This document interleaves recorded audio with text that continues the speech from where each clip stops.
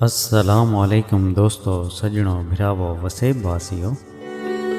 सोना सही अज तुहाडी खिदमत विच शाकिर शुजाबादी साहब दा एक कलाम गिन के हाजिर थे हैं।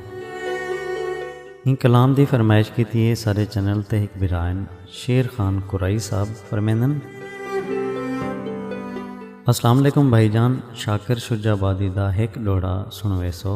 सारा घर दा जर लुटवा शाकिर, बैठा हथ मसले ना क्या की तुम। मेरा शेर खान कुराई साहब असा तारी फरमाइश को पूरा करने पे हैं। सुन सो, दोस्तों नाल भी शेयर करे सो। शाकिर शुजाबादी साहब दा कलाम सिंह तुहाडी खिदमत विच पेश है। शाकिर साहब फरमेंदन सिंह, थी पागल अपने आप उते मैं डाढ़ा जुल्म जफा की तुम।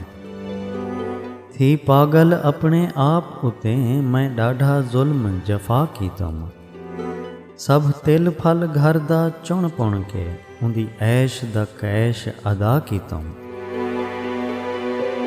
कल हथ कर गैर डो आख्या हिस, केड़ा सोहना देख व्याह की तुम। सारा घर ते जर लुटवा शाकिर, बैठा हथ मसलेना क्या की तुम। सारा घर ते जर लुटवा शाकिर, बैठा हथ मसलेना क्या की तुम।